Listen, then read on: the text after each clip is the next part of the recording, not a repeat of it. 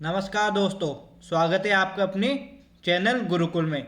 आज की इस वीडियो में हम आपको दिल्ली पुलिस कांस्टेबल के मोस्ट इंपोर्टेंट क्वेश्चनों के एमसीक्यू करवाएंगे। दोस्तों, अगर दोस्तों आप हमारे चैनल पर नए हो तो हमारे चैनल को सब्सक्राइब कर लेना। अगर वीडियो अच्छी लगी तो वीडियो को लाइक कर देना और ज़्यादा से ज़्यादा बच्चों के पास भी शेयर कर देना। चलो दोस्तों, इसी के साथ हम अपना पहला क्वेश्चन करते हैं। दोस्तों, आपको लास्ट में बताना है कि आपने 40 क्वेश्चनों में से कितने क्वेश्चन के उत्तर बिल्कुल राइट दिए। आपको इसका उत्तर कमेंट में देना है। चलो आप बताना है पहले क्वेश्चन का उत्तर क्या होगा कि कन्नौज का युद्ध शेरशाह सूरी और हुमायूं के बीच कब लड़ा गया। बताओ ऑप्शन कौन सा राइट होगा। 1940 को, 1950 को, 1949 को, 1948 को। तो चारों में से कौन सा राइट आंसर होगा।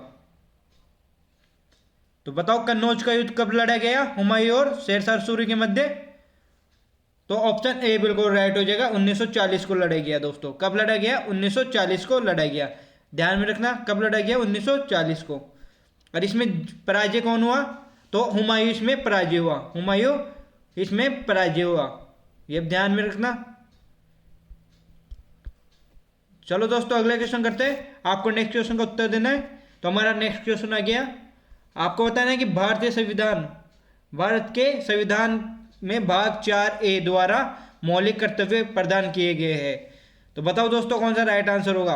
क्वेश्चन को ध्यान से पढ़ना फिर उत्तर देना। दोस्तों, भारतीय संविधान में भाग 4A द्वारा कितने मौलिक कर्तव्य प्रदान किए गए हैं। 11, 12, 8 और 7। तो चारों में से कौन सा राइट आंसर होगा। दोस्तों, तो कौन सा राइट होगा। दोस्तों, इसमें ऑप्शन ए बिल्कुल राइट हो जाएगा। ऑप्शन ए, 11 मौलिक कर्तव्य हमें भारतीय संविधान में प्रदान किए गए हैं। दोस्तों, ध्यान में रखना। दोस्तों, और अधिकार कितने प्राप्त है हमें। मौलिक अधिकार कितने। 6 मौलिक अधिकार प्राप्त है हमें। अधिकारों की बात करें तो कितने प्राप्त है। 6 मौलिक अधिकार प्राप्त है। अब मौलिक कर्तव्य कितने प्राप्त है। 11। दोस्तों, चलो दोस्तों अगले क्वेश्चन करते हैं। आपको नेक्स्ट क्वेश्चन का उत्तर देना है। तो आपको बताना है कि सुभाष चंद्र बोस कहाँ पर कांग्रेस अधिवेशन के अध्यक्ष चुने गए थे। तो बताओ दोस्तों कौन सा राइट आंसर होगा कि सुभाष चंद्र बोस कहाँ पर कांग्रेस अधिवेशन के अध्यक्ष चुने गए थे। हरिपुरा में, कोलकाता में, दिल्ली में, लखनऊ में। तो चारों में से कौन सा राइट आंसर होगा। तो कौन सा राइट होगा दोस्तों। तो कहाँ के अधिवेशन के अध्यक्ष चुने गए। हरिपुरा के। ऑप्शन ए बिल्कुल राइट हो जाएगा। दोस्तों, ध्यान में रखना, कहाँ के चुने गए। हरिपुरा के। चलो दोस्तों नेक्स्ट क्वेश्चन करते हैं। आपको बताना है अगले क्वेश्चन का उत्तर क्या होगा कि कंप्यूटर को किस प्रकार की बुद्धि की संज्ञा दी गई है। कंप्यूटर को किस प्रकार की बुद्धि की संज्ञा दी गई है। मानव, कृत्रिम बुद्धि, शुद्ध बुद्धि, अन्य। तो चारों में से कौन सा राइट आंसर होगा। तो बताओ दोस्तों कंप्यूटर किस प्रकार की बुद्धि है। तो कृत्रिम बुद्धि है। दोस्तों, कैसी है। कृत्रिम बुद्धि की संज्ञा दी गई है कंप्यूटर को। ऑप्शन बी बिल्कुल राइट हो जाएगा। दोस्तों, चलो दोस्तों अगले क्वेश्चन करते हैं। आपको अगले क्वेश्चन का उत्तर देना है। तो हमारा अगला क्वेश्चन आ गया कि पृथ्वी का औसत तापमान कितना होता है। यहाँ पर दोस्तों औसत तापमान पूछा है। आपको बताना है कि औसत तापमान कितना होता है पृथ्वी का। 15 degree Celsius, 16 degree Celsius, 14 degree Celsius, 10 degree Celsius. तो चारों में से कौन सा राइट आंसर होगा। ध्यान से पढ़ना। यहाँ पर औसत तापमान पूछा है दोस्तों। तो कितना होता है पृथ्वी का औसत तापमान। तो 15 डिग्री सेल्सियस होता है। दोस्तों, 15 डिग्री सेल्सियस होता है। ए ऑप्शन बिल्कुल राइट हो जाएगा। दोस्तों, चलो दोस्तों अगले क्वेश्चन करते हैं। आपको बताना है अगले क्वेश्चन का उत्तर क्या होगा। तो हमारा अगला क्वेश्चन आ गया कवि बिहारी किस राजा के दरबारी विद्वान थे। कवि बिहारी किस राजा के दरबारी विद्वान थे। जयचंद, मूलचंद, अकबर। यहाँ पर अकबर है दोस्तों, अकबर नहीं, और जयसिंह। तो चारों में से कौन सा राइट आंसर होगा। चारों में से कौन सा राइट आंसर होगा। तो किस राजा के दरबारी विद्वान थे दोस्तों। बिहारी जी। तो जयसिंह के थे। दोस्तों, किसके थे। जयसिंह के। दरबारी विद्वान का क्या नाम था। बिहारी जी। चलो दोस्तों अगले क्वेश्चन करते हैं। आपको नेक्स्ट क्वेश्चन का उत्तर भी देना है कि कबड्डी के खेल में दोनों तरफ कितने खिलाड़ी होते हैं। कबड्डी के खेल में दोनों तरफ कितने कितने खिलाड़ी होते हैं। 11-11, 12-12, 9-9, 10-10। तो बताओ दोस्तों कौन सा राइट आंसर होगा। तो कौन सा राइट आंसर होगा दोस्तों। आपको बताना है कि कबड्डी के खेल में दोनों तरफ कितने खिलाड़ी होते हैं। तो बताओ कौन सा राइट होगा। दोस्तों, आप हमारी वीडियो पे कमेंट नहीं करते तो आपको इसका उत्तर कमेंट सेशन में देना है। आपको इसका उत्तर कमेंट सेशन में देना है। आपके वीडियो में कमेंट नहीं करते, आप नहीं बताते कि आपको ये वीडियो कैसी लगी, तो आपको भी ये इसका उत्तर किस में देना है, कमेंट में देना है कि कौन सा राइट आंसर होगा इसमें। चलो दोस्तों अगले क्वेश्चन करते हैं, आपको अगले क्वेश्चन का उत्तर देना है। तो हमारा अगला क्वेश्चन आ गया कि पृथ्वी की अपेक्षा चंद्रमा का द्रव्यमान कितना होता है। पृथ्वी की अपेक्षा चंद्रमा का द्रव्यमान कितना है, 1/60 है, 1/65 है, 1/70 है या 1/81 है। तो कौन सा राइट आंसर होगा। तो पृथ्वी की अपेक्षा चंद्रमा का द्रव्यमान कितना है, तो कितना है 1/81, 1/81वां भाग है दोस्तों, ध्यान में रखना 1/81वां भाग है। चलो दोस्तों अगले क्वेश्चन करते हैं। तो हमारा अगला क्वेश्चन आ गया, तो आपको बताना है कावेरी नदी का उद्गम स्थल कहाँ पर है। कावेरी नदी का उद्गम स्थल कहाँ पर है, नेपाल, मानसरोवर झील, ब्रह्मगिरी पहाड़ी, गोविंद सागर झील। तो चारों में से कौन सा राइट आंसर होगा, चारों में से कौन सा राइट आंसर होगा कि कावेरी नदी का उद्गम स्थल कौन सा है। तो बताओ दोस्तों कौन सा है। तो ऑप्शन सी बिल्कुल राइट हो जाएगा, ब्रह्मगिरी की पहाड़ियों से कावेरी नदी का उद्गम होता है दोस्तों। ब्रह्मगिरी की पहाड़ियों से कावेरी नदी का उद्गम होता है। मानसरोवर झील से कौन सी नदी निकलती है, सतलज नदी। सतलज नदी कहाँ से निकलती है दोस्तों, मानसरोवर झील से निकलती है। गोविंद सागर झील की बात करिए तो ये भारत की सबसे बड़ी कृत्रिम झील है दोस्तों।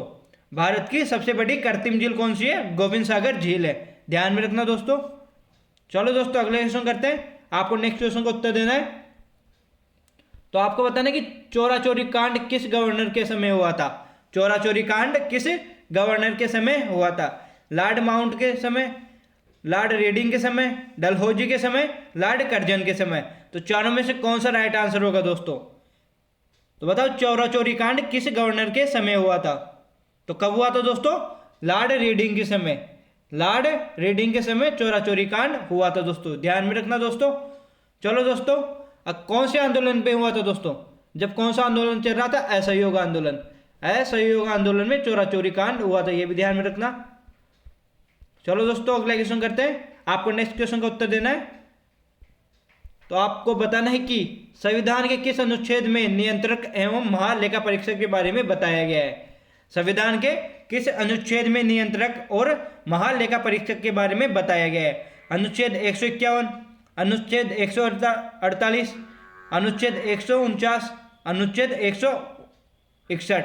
तो चारों में से कौन सा राइट आंसर हो जाएगा दोस्तों, चारों में से कौन सा राइट आंसर हो जाएगा। आपको बताना है कि किस अनुच्छेद में नियंत्रक और महालेखा परीक्षक के बारे में बताया गया है।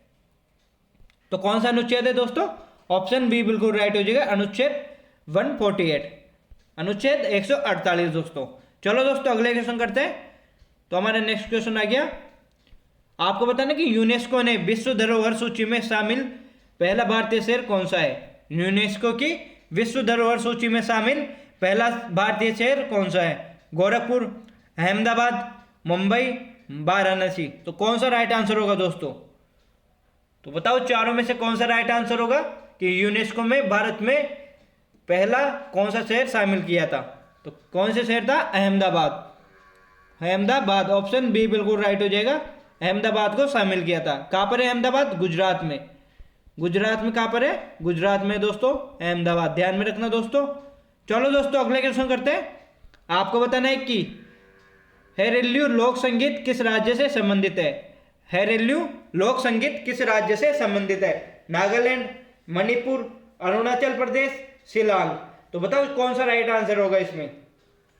हैरेल्यू लोक संगीत किस राज्य से संबंधित है, तो किससे है दोस्तों।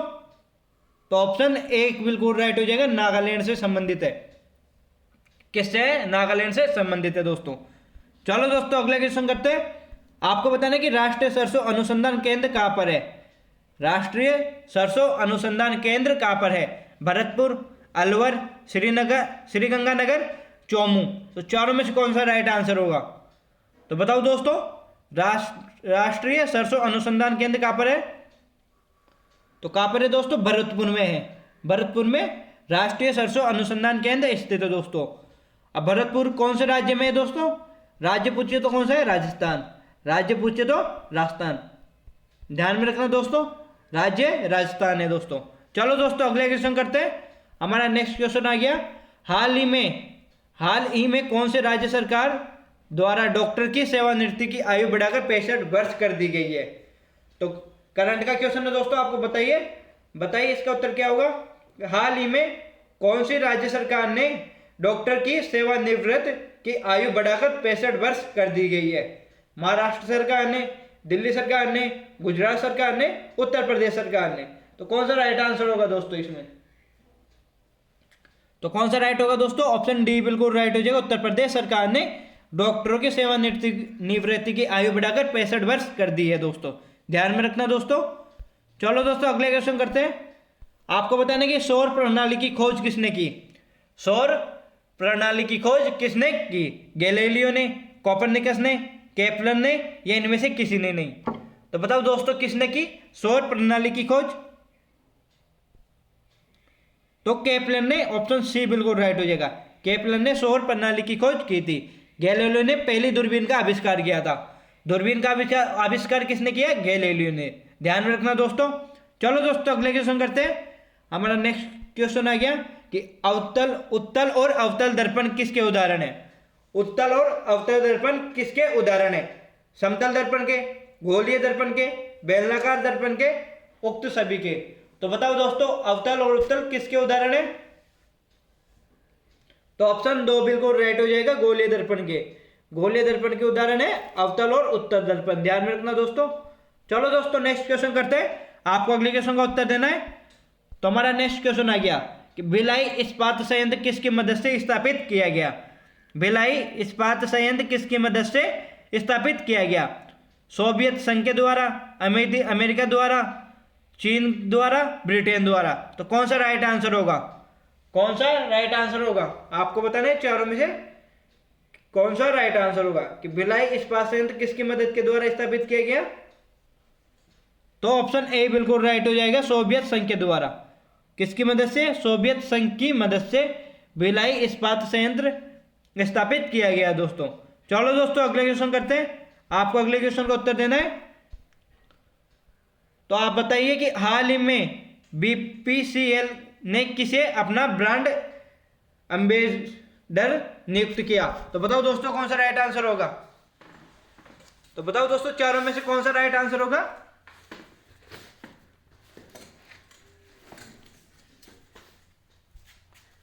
वीरेंद्र सहवाग, राहुल द्रविड़, सचिन तेंदुलकर, रोहित शर्मा। तो चारों में से कौन सा राइट आंसर होगा दोस्तों? क्वेश्चन बताइए फिर उत्तर दीजिए आपने। तो दोस्तों ऑप्शन बी बिल्कुल राइट हो जाएगा। इसमें कौन सा राइट होगा दोस्तों? ऑप्शन बी बिल्कुल राइट हो जाएगा, राहुल द्रविड़। ऑप्शन बी, राहुल द्रविड़ को हाल ही में बीपीसीएल ने अपना ब्रांड असेंबल्ड चुना है दोस्तों, ये भी ध्यान में रखना दोस्तों। चलो दोस्तों अगले क्वेश्चन करते हैं। आप अगले क्वेश्चन का उत्तर दीजिए। तो बताइए दोस्तों आप, सॉरी दोस्तों कुछ टेक्निकल इश्यू आने के कारण हमारी वीडियो अटक गई है।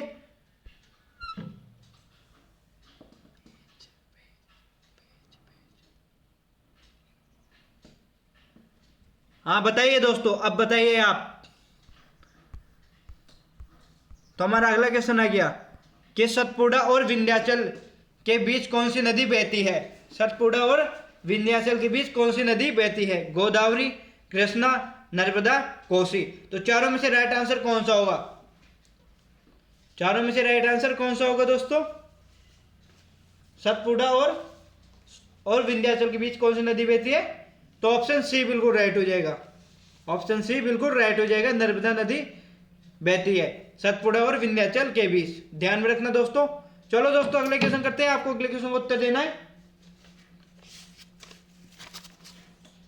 तो बताइए दोस्तों अगले क्वेश्चन का उत्तर क्या होगा कि किस देश के साथ भारत की सबसे लंबी अंतर्राष्ट्रीय सीमा लगती है?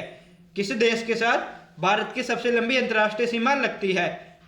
पाकिस्तान के साथ, चीन के साथ, नेपाल के साथ, बांग्लादेश के साथ। तो चारों में से राइट आंसर कौन सा होगा? तो बताओ किस देश के साथ लगती है भारत की सबसे लंबी अंतर्राष्ट्रीय सीमा? तो किसके साथ? बांग्लादेश के साथ लगती है दोस्तों। ऑप्शन डी बिल्कुल राइट हो जाएगा। ऑप्शन डी बिल्कुल राइट हो जाएगा, ध्यान में रखना। और कितनी लगती है? 4096 किलोमीटर। 4096 किलोमीटर, ये भी ध्यान में रखना। कितनी लगती है? 4096 किलोमीटर। पाकिस्तान के साथ कितनी लगती है? 1070 किलोमीटर। पाकिस्तान के साथ पूछे तो कितनी लगती है, 1070 किलोमीटर। ध्यान में रखना दोस्तों। चलो दोस्तों अगला क्वेश्चन करते हैं। आपको अगले क्वेश्चन का उत्तर देना है।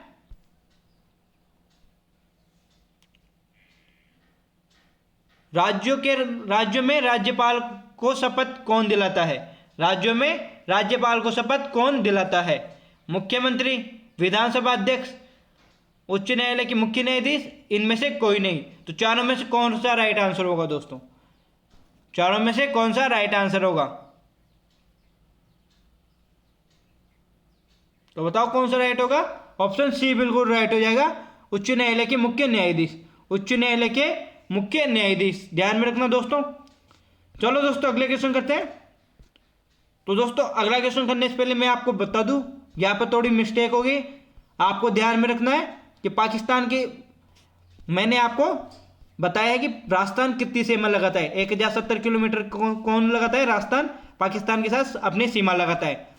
कौन सा राज्य लगाता है? राजस्थान लगाता है। ये देश की सीमा नहीं बता रहा, राजस्थान की सीमा बताई है मैंने, ध्यान में रखना। 1070 किलोमीटर कौन लगाता है? राजस्थान लगाता है पाकिस्तान की सीमा के साथ। चलो दोस्तों अगले क्वेश्चन करते हैं।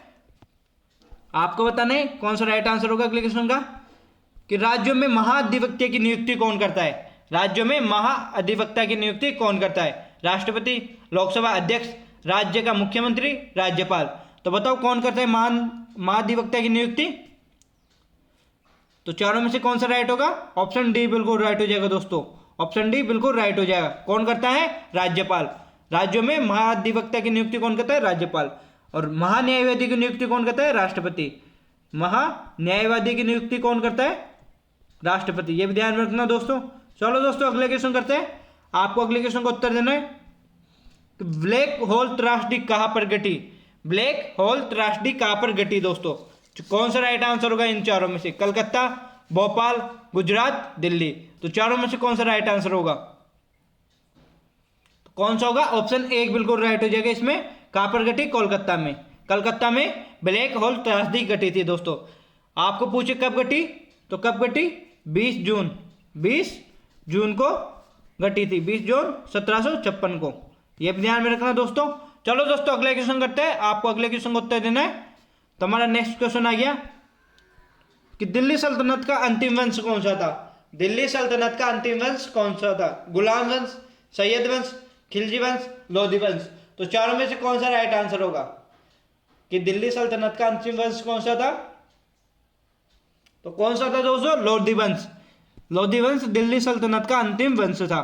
ध्यान में रखना कौन सा था? लोधी वंश। लोधी वंश का संस्थापक कौन था? बहलोल लोधी। संस्थापक पूछे तो कौन था? बहलोल लोधी। लोधी वंश का संस्थापक था। यह भी ध्यान में रखना दोस्तों। चलो दोस्तों अगले क्वेश्चन करते हैं। आपको बताना है कि निम्न में से कौन भारत का राष्ट्रीय जलीय जीव है? निम्न में से कौन भारत का राष्ट्रीय जलीय जीव है? मगरमच्छ, कछुआ, गंगासूंस, घड़ियाल। तो चारों में से कौन सा राइट आंसर होगा? कौन सा राइट आंसर होगा दोस्तों कि भारतीय जलीय जीव कौन सा है? गंगासूंस। ऑप्शन सी बिल्कुल राइट हो जाएगा। ऑप्शन सी बिल्कुल राइट हो जाएगा।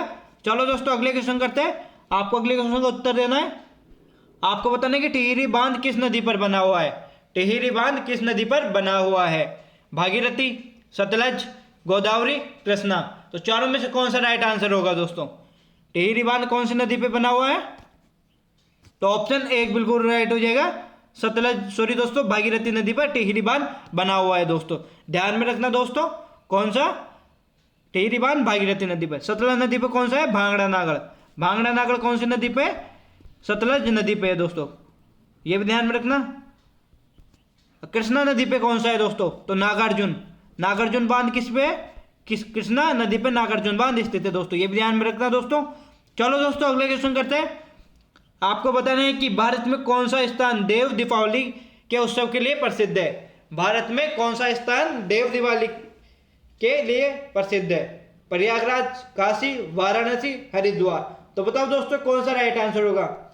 देव दीपावली के लिए प्रसिद्ध कौन सा स्थान है दोस्तों? तो ऑप्शन सी बिल्कुल राइट हो जाएगा, वाराणसी है। कौन सा है? वाराणसी। ध्यान में रखना दोस्तों। चलो दोस्तों अगला क्वेश्चन करते हैं। आपको बताना है कि अगले क्वेश्चन का उत्तर क्या होगा कि बिहार की छठ पूजा किस देवता को समर्पित है? बिहार की छठ पूजा किस देवता को समर्पित है? इंद्रदेव को, सूर्य देव को, शनि देव को, विष्णु देव को। तो कौन सा राइट आंसर होगा? तो किसे समर्पित है? सूर्य देव को बिहार की छठ पूजा समर्पित है दोस्तों। किसे समर्पित है? सूर्य देव को। ध्यान में रखना दोस्तों, ऑप्शन बी बिल्कुल राइट हो जाएगा इसमें। चलो दोस्तों अगला क्वेश्चन करते हैं। आपको अगले क्वेश्चन को उत्तर देना है। तो हमारा नेक्स्ट क्वेश्चन आ गया, आपको बताना है कि बनी ठंडी पेंटिंग किस राज्य से संबंधित है। बनी ठंडी पेंटिंग किस राज्य से संबंधित है? राजस्थान, मध्य प्रदेश, केरल, तमिलनाडु। तो चारों में से कौन सा राइट आंसर होगा? बनी ठंडी पेंटिंग किस राज्य से संबंधित है? तो कौन सा होगा दोस्तों? राजस्थान। ऑप्शन एक बिल्कुल राइट हो जाएगा। बनी ठंडी पेंटिंग का संबंध किससे है? राजस्थान से है। और इसको बनाया किसने? निहाल चंद ने। इसके रचनाकार पूछे तो कौन है? निहाल चंद। रचनाकार पूछे तो ये भी ध्यान रखना कौन है? निहाल चंद। चलो दोस्तों अगले क्वेश्चन करते हैं। आपको नेक्स्ट क्वेश्चन का उत्तर देना है कि निम्न में से किस जिले में नाहरगढ़ का किला स्थित है। निम्न में से किस जिले में नाहरगढ़ का किला स्थित है? चित्तौड़गढ़, जैसलमेर, जयपुर, अजमेर। तो चारों में से कौन सा राइट आंसर होगा? चारों में से कौन सा राइट आंसर होगा दोस्तों कि नाहरगढ़ का किला किस जिले में स्थित है? तो ऑप्शन सी बिल्कुल राइट हो जाएगा। नाहरगढ़ का किला जयपुर में है दोस्तों। कहां पर है? जयपुर में नाहरगढ़ का किला स्थित है दोस्तों। चलो दोस्तों अगला क्वेश्चन करते हैं। तो हमारा नेक्स्ट क्वेश्चन आ गया, आपको बताना है कि एग्जाम वॉरियर नामक पुस्तक के लेखक कौन है। एग्जाम वॉरियर नामक पुस्तक के लेखक कौन है? नरेंद्र मोदी, इंदिरा गांधी, अटल बिहारी वाजपेयी, योगी आदित्यनाथ। तो चारों में से कौन सा राइट आंसर होगा? एग्जाम वॉरियर नामक पुस्तक के लेखक कौन है? तो कौन है दोस्तों? नरेंद्र मोदी। ऑप्शन एक बिल्कुल राइट हो जाएगा। कौन है? नरेंद्र मोदी एग्जाम वॉरियर नामक पुस्तक के लेखक है। ध्यान में रखना दोस्तों। चलो दोस्तों अगले क्वेश्चन करते हैं। आपको अगले क्वेश्चन का उत्तर देना है। इसमें ऑप्शन ए बिल्कुल राइट होगा। तो हमारा अगला क्वेश्चन, तीसरी बौद्ध संगति किस शहर में आयोजित हुई? तीसरी बौद्ध संगति किस शहर में आयोजित हुई? पाटलिपुत्र, राजगृह, कुंडलवन, कहीं भी नहीं। तो बताओ दोस्तों कहां पर हुई? तीसरी बौद्ध संगति कहां पर हुई? तो ऑप्शन एक बिल्कुल राइट हो जाएगा। पाटलिपुत्र में तीसरी बौद्ध संगति हुई दोस्तों। ध्यान में रखना कहां पर हुई? पाटलिपुत्र में। यह भी ध्यान में रखना। और किसके, जिस टाइम पे मगध का शासक कौन था? तो अशोक के समय। मगध का शासक अशोक के समय तीसरी बौद्ध संगति पाटलिपुत्र में हुई थी दोस्तों। ध्यान में रखना। पहली बौद्ध संगति कहां पर हुई थी? राजगृह में। और चौथी बौद्ध संगति कुंडलवन में। कनिष्क के समय में चौथी बौद्ध संगति कुंडलवन में हुई थी दोस्तों। ये भी ध्यान में रखना। चलो दोस्तों अगले क्वेश्चन करते हैं। आपको बताना है कि सांची का महान स्तूप कहां पर स्थित है। सांची का महान स्तूप कहां पर स्थित है? उत्तर प्रदेश, आंध्र प्रदेश, अरुणाचल प्रदेश, मध्य प्रदेश। तो चारों में से कौन सा राइट आंसर होगा दोस्तों कि सांची का महान स्तूप कहां पर स्थित है? तो कहां पर है दोस्तों? मध्य प्रदेश में। ऑप्शन डी बिल्कुल राइट हो जाएगा। ऑप्शन डी बिल्कुल राइट हो जाएगा। अगला क्वेश्चन करते हैं। यह हमारा अगला क्वेश्चन और आज की सेशन का लास्ट क्वेश्चन में दोस्तों कि गांधी जी द्वारा 1922 में असहयोग आंदोलन को स्थगित करने का क्या कारण था? तो बताओ दोस्तों कौन सा राइट आंसर होगा कि गांधी जी द्वारा 1922 में असहयोग आंदोलन को स्थगित करने का क्या कारण था? चोरा चोरी कांड, कांग्रेस दल फूट, स्वराज पार्टी का उदय, सांप्रदायिक दंगे। तो कौन सा राइट आंसर होगा? तो कौन सा होगा चारों में से? ऑप्शन ए बिल्कुल राइट हो जाएगा दोस्तों। ऑप्शन ए बिल्कुल राइट हो जाएगा। चोरा चोरी कांड हो गया था दोस्तों। चोरा चोरी कांड के कारण 1922 में असहयोग आंदोलन को महात्मा गांधी ने वापस ले लिया था। ध्यान में रखना दोस्तों। चलो दोस्तों इसी के साथ आज का हमारा ये सेशन समाप्त होता है। आज का ये हमारा सेशन समाप्त होता है दोस्तों। आशा करूंगा आपको हमारी वीडियो अच्छी लगी होगी। अगर आपको वीडियो अच्छी लगी तो वीडियो को लाइक कर देना और वीडियो को ज़्यादा से ज़्यादा बच्चों के पास भी शेयर कर देना। अगर आप हमारे चैनल पे नए हो तो चैनल को सब्सक्राइब कर लेना ताकि हमारी वीडियोज का नोटिफिकेशन आप सभी को मिल सके। तो दोस्तों इसी के साथ मैं आपसे अलविदा लेता हूँ। जय हिंद, जय भारत, जय श्री राम दोस्तों।